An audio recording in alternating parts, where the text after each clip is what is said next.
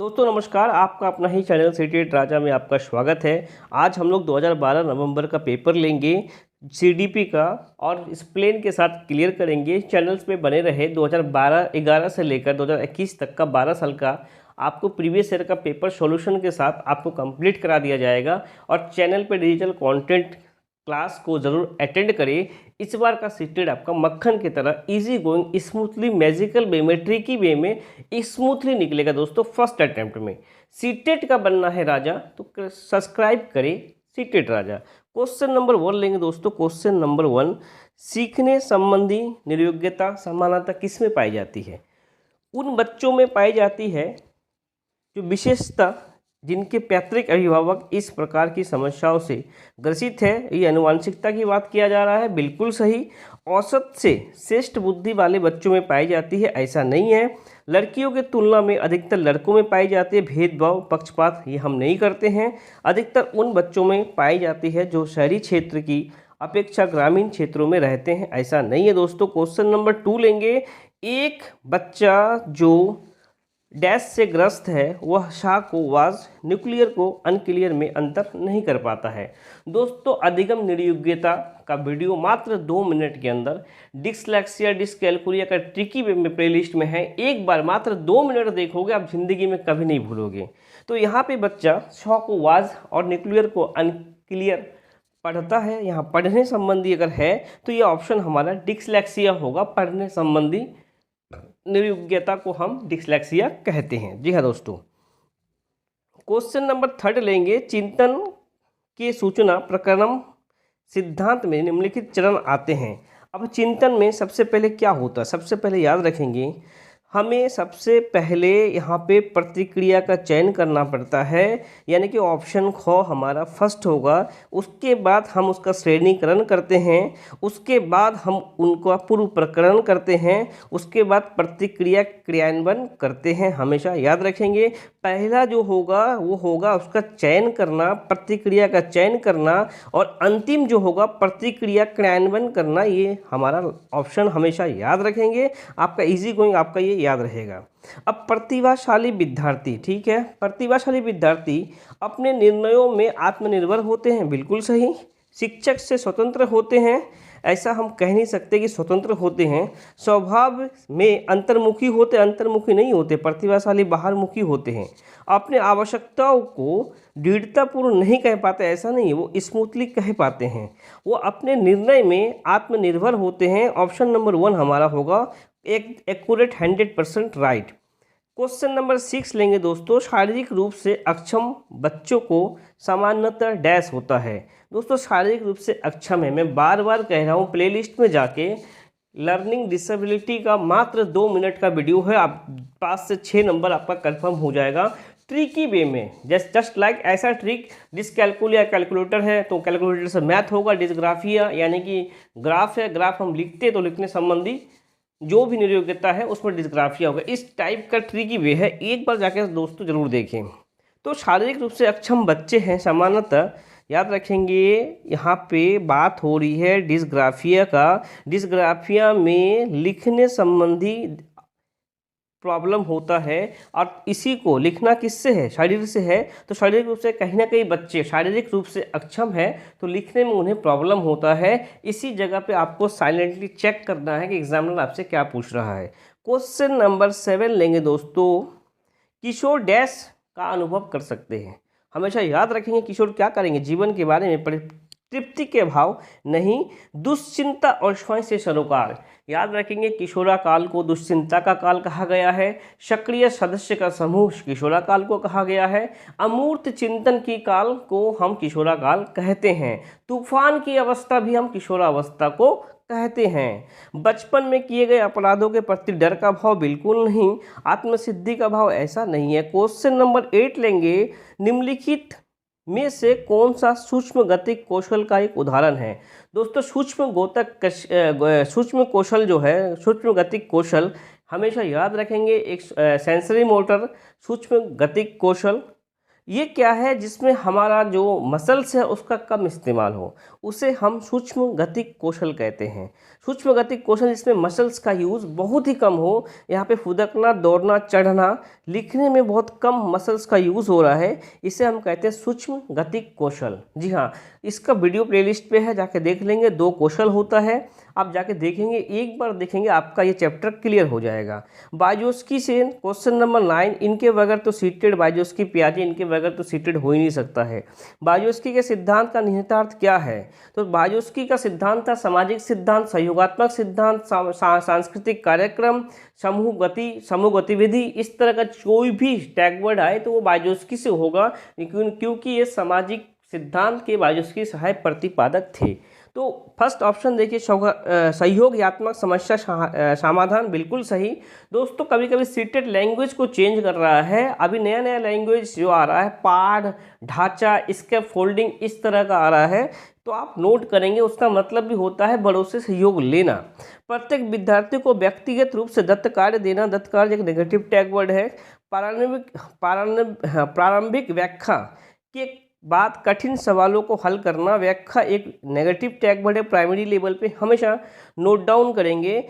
बच्चे उन संगति में श्रेष्ठतम रूप से सीख सकते हैं जिनका बुद्धि लब्धांक उनसे कम हो, ऐसा भी नहीं है, हमेशा याद रखेंगे। नेगेटिव टैग वर्ड का वीडियो है प्लेलिस्ट में, 2 वीडियो आप देख लेंगे, 40 से 50 नंबर आप ना भी जान रहे हो क्वेश्चन को तो शॉर्ट आउट कर लोगे दोस्तों। बड़े इजी वे में आप इस बार सीटेट को निकालोगे, बड़े इजी वे में। देखो यहाँ पे क्वेश्चंस कट गया है, यहाँ जो कट गया है उसका ऑप्शन से भी आप देख सकते हो। यहाँ पे कहा गया था भाषा का सबसे छोटा रूप क्या है, वो है स्वनिम। ठीक है, क्वेश्चन नंबर 11 लेंगे। 16 वर्षीय बच्चा का बुद्धि लब्धि 75 अंक प्राप्त करता है, उसकी मानसिक आयु डैश वर्ष के बराबर होगा। दोस्तों बुद्धि लब्धि कैसे निकालते हैं? बुद्धि लब्धि निकालने का है कि जो बच्चे का एज है, मेंटल एज माने जो उनका एज है बुद्धि लब्धि का, और जो करंट उनका एज है इनटू 100, ये फॉर्मूला है मानसिक बुद्धि का। तो आपको यहाँ पे क्या दिया गया है कि उनका बुद्धि लब्धि हमारा 75 तो दे दिया गया कि उनका बुद्धि लब्धि 75 है। ठीक है, कितना वर्षीय का बच्चा है?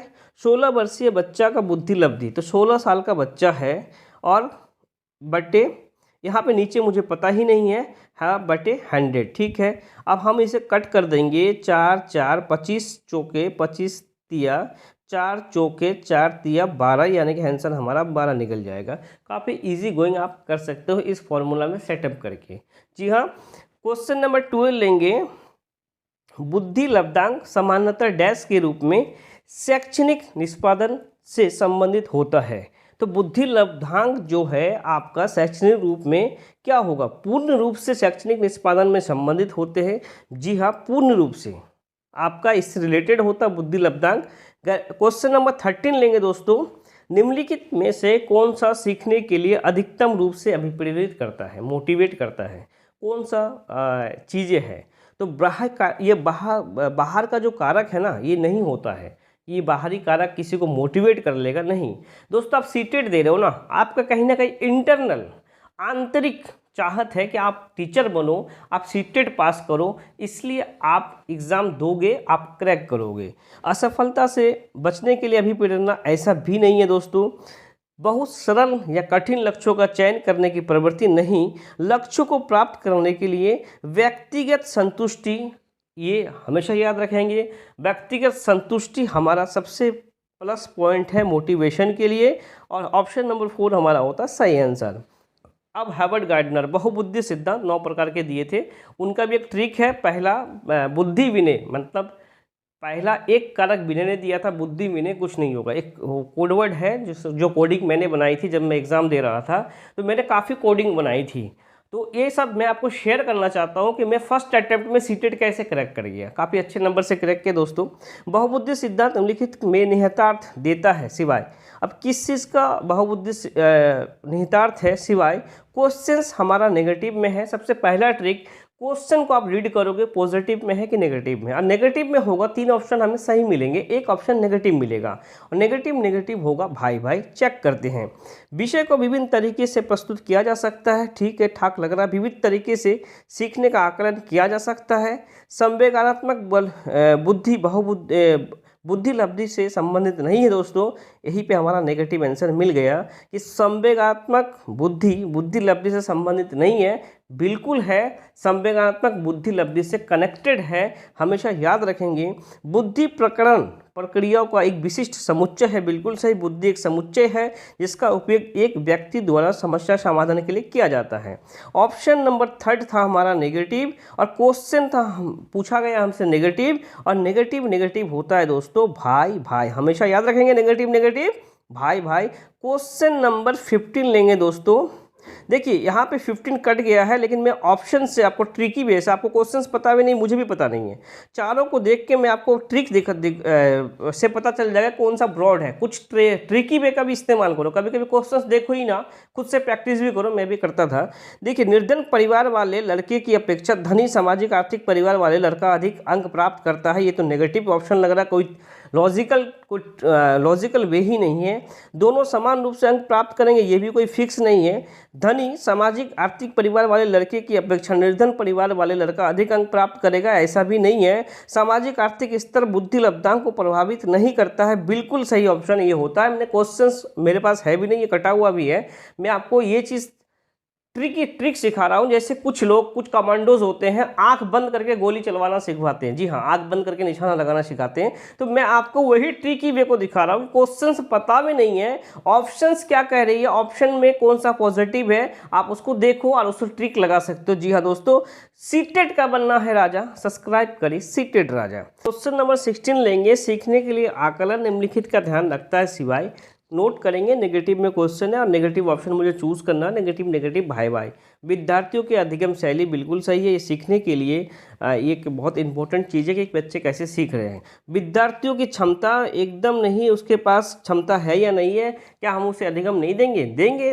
हम TLM का यूज़ करेंगे, नए नए तरीके यूज़ करेंगे। विद्यार्थियों की आवश्यकता बिल्कुल सही, हम आवश्यकता को भी देखेंगे। विद्यार्थियों की त्रुटियाँ याद रखेंगे, विद्यार्थियों का त्रुटियाँ पार्ट ऑफ लर्निंग है, अधिगम का एक पार्ट है। और मुझसे क्वेश्चंस पूछा गया था नेगेटिव, और नेगेटिव नेगेटिव होता है दोस्तों भाई भाई।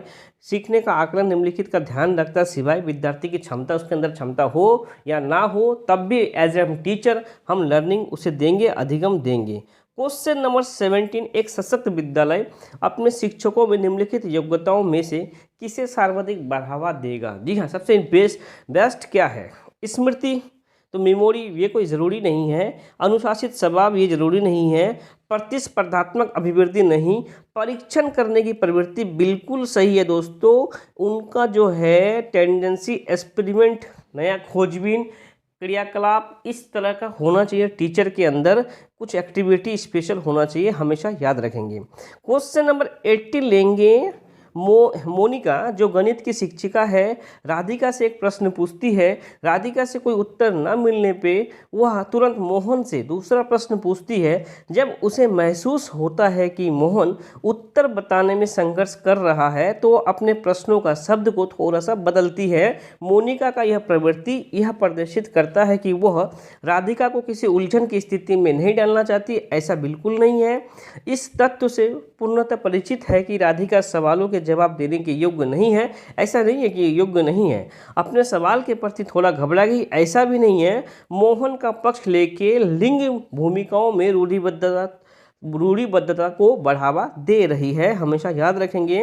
क्योंकि वो मोनिका जो है राधिका से प्रश्न पूछी, वो बता नहीं पाया, तो मोहन से पूछी, मोहन भी नहीं बता पाया। थोड़ा सा अपने वर्ड को उन्होंने क्या किया, चेंज किया अपने बोलने के लहजा में, यानी कि वो लैंगिक रूढ़िवादिता, लैंगिक पक्षपात कर रही है। ये क्वेश्चन नंबर 19 देखेंगे दोस्तों। आंसर मुझे भी नहीं पता, क्वेश्चन पूछ के रहा है। एक ट्रिकी वे कुछ नया शुरू करते हैं। जी देखिए, संगीत प्रतियोगिता के लिए लड़कियों की अपेक्षा अधिक लड़कों का चयन करना एकदम रॉन्ग आंसर है। शिक्षक द्वारा उनके लिंग पक्षपातपूर्ण व्यवहार का अधिसंज्ञान, ठीक है। आगे देख लेते थोड़ा सा। पुरुष एवं महिला शिक्षकों का समान संख्या में भर्ती कराना, ऐसा नहीं है। विद्यार्थियों में लिंग भेदभाव को दूर करने के लिए नियम बनाना, कड़ाई से उसका पालन करवाना, ये भी नहीं होगा। ऑप्शन नंबर 2 हमारा सही होगा कि लिंग पक्षपात पे ये क्वेश्चंस था जो इसका ऑप्शन से लग रहा है। तो शिक्षक द्वारा उनके लिंग पक्षपात पूर्ण व्यवहारों का अधिसंज्ञान होना चाहिए। और हमेशा ये क्वेश्चन बार बार सीटेट में रिपीट होता है। इसके लिए बचने के लिए लिंग पक्षपात से सबसे बेस्ट क्या होगा, वो हमेशा याद रखेंगे, समूह चर्चा सबसे बेस्ट होता है। क्वेश्चन नंबर 20 लेंगे। विद्यालय में नियमित उपस्थिति के लिए वांछित वर्ग को प्रोत्साहित करने का निम्नलिखित में से कौन सा तरीका सर्वाधिक उपयुक्त होता है।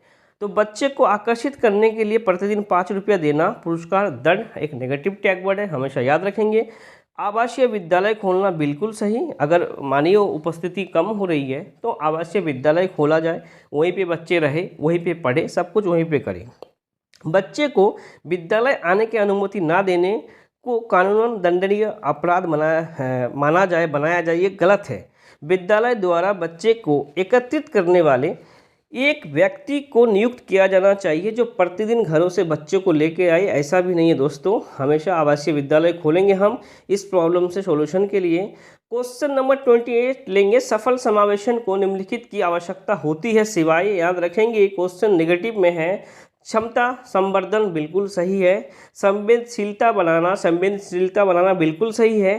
पृथक्करण नहीं करते दोस्तों हम, जो है जब समावेशन कर रहे हैं तो हम अलग नहीं करेंगे। पृथक्करण क्वेश्चन हमारा था नेगेटिव में, और नेगेटिव होता भाई भाई। अभिभावकों की भागीदारी बिल्कुल सही है दोस्तों, अभिभावकों की भागीदारी होनी चाहिए। क्षमता संवर्धन भी होना चाहिए, संवेदनशीलता भी होना चाहिए। CDP का क्लास को आप अटेंड करो दोस्तों। हर सब्जेक्ट का 20 से 25 वीडियो आपको पूरा सीटेट को आसान भाषाओं में इजी गोइंग आप क्वेश्चंस देखते ही आंसर लगाओ दोस्तों। सीटेट का बनना है राजा, सब्सक्राइब करें सीटेट राजा। क्वेश्चन नंबर 22 लेंगे। सह शैक्षणिक क्षेत्रों में निष्पादन के आधार पे शैक्षणिक क्षेत्रों में निष्पादन के स्तर को बढ़ाने का औचित स्थापन किस आधार पे किया जा सकता है। जी हाँ, अब देखेंगे सह शैक्षिक पक्ष जो है, अब इस पे कैसे हम निष्पादन करेंगे। यह सार्वभौमिक धारणा को सुनिश्चित करता है। यह हाथ से किया जाने वाला श्रम के प्रति सम्मान विकसित करता है। यह व्यक्तित्व भिन्नताओं को संतुष्ट करता है। यह हास्यकृत विद्यार्थियों के लिए प्रतिपूरक भेदभाव की नीति का अनुमान करता है। दोस्तों देखेंगे आपको यहाँ पे पूछा जा रहा है सह शैक्षिक पक्ष, वीडियो है प्लेलिस्ट में। सतत व्यापक मूल्यांकन व्यापक होता है। शैक्षिक और शैक्षिक पक्षों का वीडियो जाकर जरूर देखेंगे दोस्तों। यहाँ पे जो निष्पादन स्तर को बढ़ाने के लिए उचित स्थापन जो है, यह व्यक्तित्व भिन्नता को संतुष्ट करता है। हर बच्चे अलग अलग है, हर किसी का अधिगम शैली अलग अलग है, हर किसी का सीखने का शैली अलग अलग है, हर किसी का ऑब्जर्वेशन अलग अलग है। सब तो हम व्यक्तिगत भिन्नता को यहाँ पे हम संतुष्ट करते हैं सह शैक्षिक क्षेत्रों का निष्पादन में, हमेशा याद रखेंगे। 23 लेंगे दोस्तों। 23 फिर से देखिए, क्वेश्चंस पता नहीं है, आंख बंद करके आपको निशाना लगाना है। देखते हैं। बहिष्करण, विद्यार्थियों का बहिष्करण एक नेगेटिव अभी ऐसे ही लग रहा है। विद्यार्थियों का अन्य शिक्षकों का समावेशन, ठीक है, ये तो पॉजिटिव है। विद्यार्थियों का समावेशन और अभिभावकों का समावेशन, यानी कि अगर नेगेटिव पूछा गया होगा तो ये हमारा ऑप्शन नेगेटिव में है, ये आंसर सही होगा। कई तीनों तो हमें पॉजिटिव में समावेशन ही दिख रहा है। बहुत बढ़िया। क्वेश्चन नंबर 24 लेंगे। निम्नलिखित में से अंत विषयी अनुदेशन का सर्वोत्कृष्ट लाभ ये है। अंत विषय इन द सेंस क्या है, अंतर विषय का ये लाभ क्या है। विद्यार्थियों में विभिन्न क्षेत्रों के विशेष प्रकरणों के प्रति नापसंदगी विकसित होने की कम संभावना होती है। ठीक है, थोड़ा सा और देख लेते हैं। पाठ योजना बनाने और गतिविधियों में शिक्षकों को अधिक लचीलेपन की अनुमति होती है। पाठ योजना बनाने में गतिविधियों में शिक्षकों को अधिक और कम, ये तो नेगेटिव है, लचीलेपन। विद्यार्थियों को सीखे गए नए ज्ञान का बहु संदर्भों में अनुप्रयोग करने और सामान्यकृत करने के लिए अवसर दिया जाना बिल्कुल सही है। अवसर एक पॉजिटिव टैग वर्ड है, और पुराने ज्ञान से कनेक्ट करके हम नया चीज़ों को बच्चों को सिखाते हैं। प्रकरणों की विविधता जिन्हें परंपरागत पाठचर्या में संबोधित किया जाने की आवश्यकता है। शिक्षकों की अभिभूत होने की कम संभावना होता है, बिल्कुल नहीं दोस्तों, एकदम नेगेटिव है, कम संभावना नहीं है। हम ऑप्शन 3 हमारा होता है सही। क्वेश्चन नंबर 25 लेंगे। शिक्षक डैश के अलावे, हमेशा याद रखेंगे नेगेटिव क्वेश्चंस पूछा जा रहा है। शिक्षक डैश के अलावा निम्नलिखित सभी को करते हुए समस्या समाधान को विद्यार्थियों के लिए मज़ेदार बना सकता है, इंटरेस्टिंग बना सकता है। क्या मुक्त खेल के लिए समय देने के लिए बिल्कुल सही है, इससे बच्चे इंटरेस्टिंग सृजनात्मक चिंतन के लिए असीमित अवसर उपलब्ध कराना बिल्कुल सही है। अवसर एक पॉजिटिव टैग वर्ड है। जब विद्यार्थी स्वयं से कोई कार्य करने की कोशिश कर रहा हो तो उसमें परिपूर्णता का अपेक्षा करना, हम कभी भी छात्रों से हम पूर्णता कभी भी हम उससे उम्मीद नहीं रखेंगे, क्योंकि त्रुटि पार्ट ऑफ लर्निंग है। और नेगेटिव सवाल था, नेगेटिव नेगेटिव भाई भाई हमेशा याद रखेंगे, ये नेगेटिव है। क्वेश्चंस भी नेगेटिव में था, नेगेटिव नेगेटिव भाई भाई। मुक्त अंत वाली सामग्री उपलब्ध करा के बिल्कुल सही। मुक्त अंत होता है एक से ज़्यादा जिसका उत्तर हो, बच्चा उसमें अमूर्त चिंतन करने लगता है, ज़्यादा सोचने लगता है, सृजनात्मकता उसके अंदर बहुत ज़्यादा आता है। क्वेश्चन नंबर 26 लेंगे। वो शिक्षार्थी जो समृद्ध ज्ञान और शैक्षणिक दक्षता की हार्दिक इच्छा प्रदर्शित करते हैं, ठीक है, उनके पास होता है, क्या होता है?